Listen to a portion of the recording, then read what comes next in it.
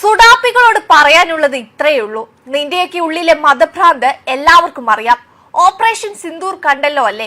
ഇന്ത്യയുടെ കരുത്ത് ലോകം മുഴുവൻ കണ്ടതാണ്.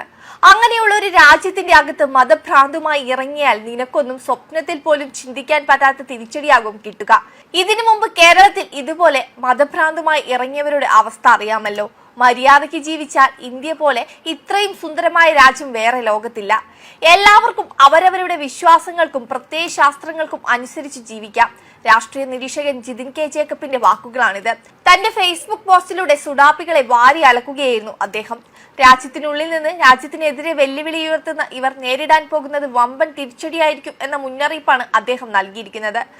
രാഷ്ട്രീയ നിരീക്ഷകൻ ജിതിൻ കെ ജേക്കബ് സുഡാപ്പികളുടെ ഉയിരെടുക്കുന്ന വീഡിയോ ലൈവായിട്ട് കർമ്മ ന്യൂസിന് കിട്ടിയിരിക്കുന്നു. ആ വീഡിയോ കാണുക. ജീവനെടുത്ത സുഡാപ്പികളുടെ അവസ്ഥ കണ്ട് സുഡാപ്പികൾ പൊട്ടിക്കരഞ്ഞിരിക്കുന്നു.